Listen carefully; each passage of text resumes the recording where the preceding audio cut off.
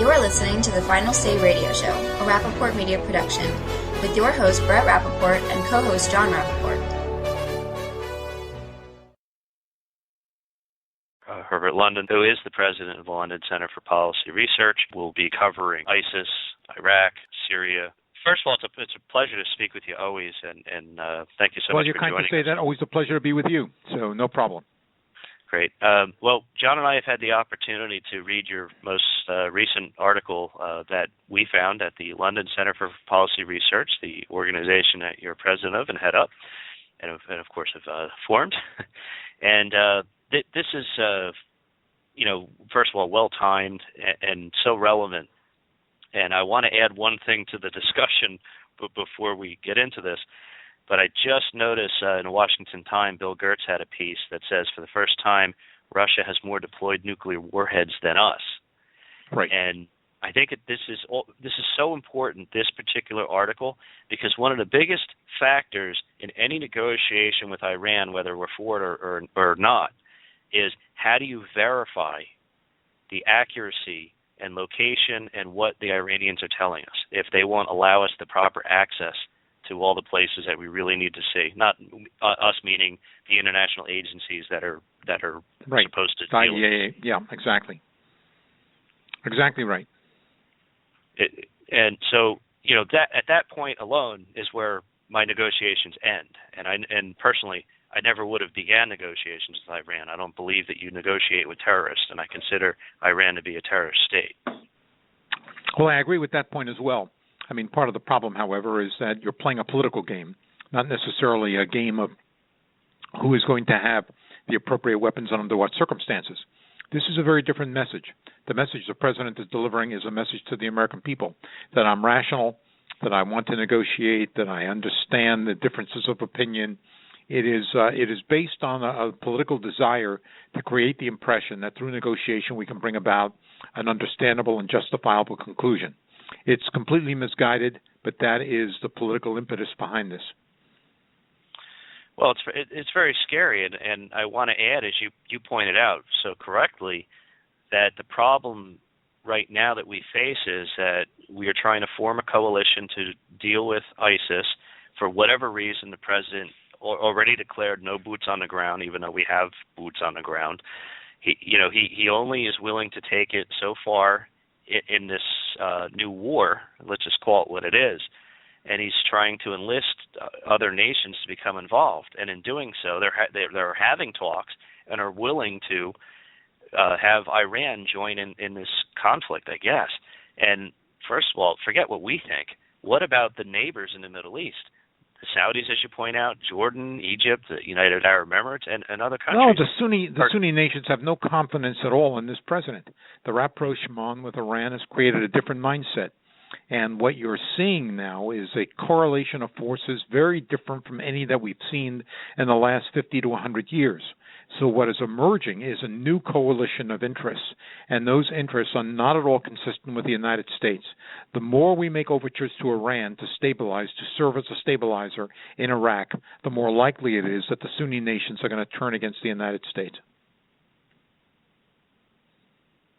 I completely agree with that. Herb, let me ask you a question, and because I actually, this is one thing that I haven't really confirmed for myself. We just signed on to an arms deal with Qatar, and I'm just curious, what is the current relationship between Qatar and Iran right now, or if you're familiar? Well, what I know is that Qatar is, along with Iran, the major state sponsor of terrorism in the world. And all of the bad actors that you and I often discuss are the people that are being supported by Qatar, including Al-Qaeda. So there is no doubt that Qatar is hardly a reliable partner. On the other hand, we also possess a naval base in Qatar. We pay several $1 billion a year to maintain this naval base. That money goes directly into the coffers of the Qatar government, and that money is used to support terrorism around the globe. So there's an odd relationship. And then on top of it, when the Bergdahl deal was made, several $1 billion were transferred to Qatar to take the terrorists who were responsible for their release. And when the release occurred, it occurred in Qatar, you may recall, with the government taking responsibility for them. What that responsibility is nothing more than giving them offices so they could promote terrorism around the globe. So the United States is into Qatar for on the order of $12 billion in 2014. Now, Herb, as we know, the president has spent more time dedicated to playing golf than doing his morning briefings, which is pretty disturbing when you consider the number of global fires that are burning, all of which can manifest themselves in horrible things for America. Is it your sense that the president, even as far as very recently, I think it was only about 2 weeks ago, he restated his commitment to a zero-nuke world? Is it possible that he's so ideologically blind, Herb, or could he somehow be determined to use a nuclear Iran and the associated chaos that's likely to follow as a catalyst to redefine the global landscape? Well, there are two ways of answering that question. One, there's a certain kind of fecklessness. When the president made the comment on the CBS 60 Minutes program that, one, he was surprised by the progress that was made by ISIS, and then secondly, suggesting that the intelligence reports from Mr. Clapper's office did not provide an adequate understanding of what ISIS is all about. Those were absolute fundamental lies. Either he never read the briefing reports or he chose to ignore them. But in either case, what has happened is that those briefing reports were in the hands of the president for the last 18 months. They clearly indicated what the Sunni radicals were doing in Iraq and Syria. It was very obvious to anyone who would look at these reports why ISIS was likely to be a threat in the future. The president just ignored it. So for him to say he was surprised clearly means that there's either utter fecklessness or he chose to ignore it, play golf, or do whatever he's doing. The second matter is the question of what the president believes ideologically. And I think there you've struck on a very interesting chord. The president does believe, one, that all of these actions, these violent actions, are manifestations of a past period in history, that they're in the 19th or the 20th century, not the 21st century. We're going to live in an age where doves will fly and people will live in peace. And he believes, I really think he really believes this, that in fact the intervention of the United States anywhere in the globe only leads to negative consequences. And so he has a reading of history that suggests the United States should not engage in any activities abroad, even if our interests are at stake. And so he is clearly engaged in that kind of activity. There is no military officer in the United States who believes you can win a war, you can degrade and destroy, to use the president's words, that you can degrade and destroy ISIS at 30,000 feet in the air, dropping bombs. I mean, they're flexible. They don't have to stay in one spot. Instead of using cars, they use motorcycles. Instead of staying in one spot, they change their headquarters every day. You're not going to win the war. You're not going to destroy them at 30,000 feet. Keep in mind, just as an illustration, in Fallujah, the United States flew 700, listen to that number, 700 sorties over Fallujah, dropping bombs on Fallujah, and we could not ferret out 3,500 terrorists. It took 13,500 American and British soldiers to go in there and to clean out that area. So do you think we're going to be able to eliminate this army of roughly 32,000 ISIS members at 30,000 feet? It's absurd on its face, and anyone in the military would say the same thing. So it's not as if this is unknown to people in military service. What is unknown is what's in the mind of the president. He is unwilling to go to the lengths to really win this war, to do what is necessary to wipe out ISIS. And that is the part that is most problematic. So we engage in half-hearted battles, as if you're fighting Marquis of Queensberry rules to people who have a gun in their hands and want to kill you. Doesn't make any sense. Herb, I'll give you two perfect examples that I like to use. Look at how we bombed Germany during World War II, and then look at the bombing of North Vietnam during the Vietnam War. And now, we had to literally send troops into Germany and fight, street to street to finally get the surrender. And we all know what happened in Vietnam. Bombing alone will not do it, no matter how many Dresdens you end up with. I think that's exactly correct. And as I said, I've talked to people in the military about this. I've been to the War College. I've chatted with people who have very high-ranking positions in the military. I've never heard a person say to me, you can degrade and destroy at 30,000 feet. No one believes that. So how is it that the president believes that? He believes it only because he made a commitment to the idea that we're not going to put boots on the ground in the Middle East. And he's made that promise to the American people. He's going to live up to that promise. And maybe the only promise he lives up to. And in the process, we put ourselves in the position where the monster is at our doorstep. ISIS is not simply interested in the Middle East. They're interested in killing Americans. Yeah, I think that's it's just a sad truth that we have to deal with, we have to reckon with, and unfortunately we have another 2 years and about 4 months with which they can do us great harm. And as you know, especially in the current heavily bipolar political climate, you probably have at least 3 to 4 months into the next presidency before we really have key positions filled and enough stabilization for proper governance. But Herb, I take you back briefly to the third Romney debate. You may remember this. The president said to Romney, we're not going to allow Iran to perpetually engage in negotiations that lead nowhere. And then he goes on to babble a bit. Herb, isn't this precisely what Obama has directly through his own policies been enabling? Well, look, all we have seen in the course of the last 6 years are lies, damn lies, fabrications, and dissimulation.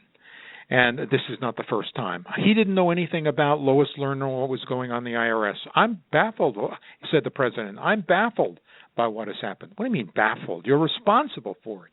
He refuses to accept responsibility on every level.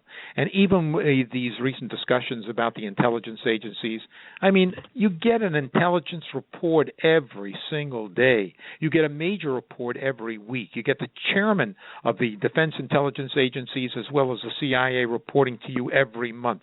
What do you mean you didn't know, or you were surprised, or that you couldn't estimate the extent of the potential damage?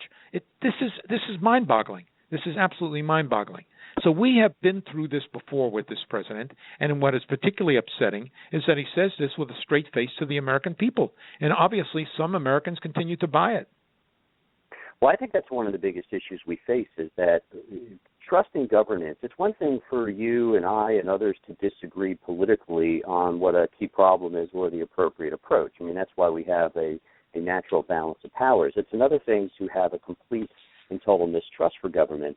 But, Herb, I believe one of the biggest risks we have with ISIS, and it's not in any way to undermine the danger that they directly pose, but I think the biggest danger of ISIS is actually that they serve as an enormous distraction away from Iran, which I think is by far the larger danger, and that it actually serves as a tool for this president, as you pointed out some concerns in your article, to use to use this crisis as a means of undermining the negotiating leverage that we would normally have had with Iran so that he could get his quote-unquote win on paper. And I want to introduce one quick thing on this before you comment.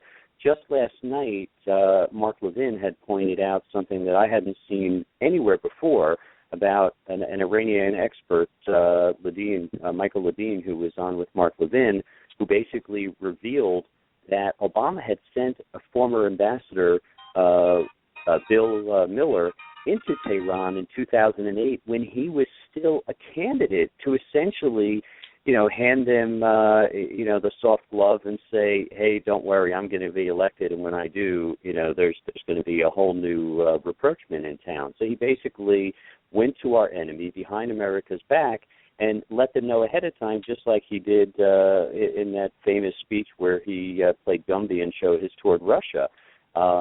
I wanted to get your comment on that and how those two pieces fit together. Well, there are several comments to make. Number one, I think that your observation that Iran is a much bigger threat than ISIS to the United States and our interests, there's no question that that's true. The second point about that is there are some in the Middle East who actually believe that even though ISIS is a Sunni group and Iran is obviously the leader of the Shia world, that there is no doubt that they are providing some financial and logistical assistance to ISIS, in large part because then they can use it as the distraction that you make reference to. and also allow them to play a more significant role as a stabilizer in the area, putting Iraq in the position of being a surrogate state of Iran. Now, whether in fact that's nothing more than a hypothesis remains to be seen, but it's an interesting hypothesis. The point that I would make about the president in this matter is that the president has in fact gone behind the backs of the American people and has reached out to our enemies, and he has done so tacitly, and he has done so forthrightly.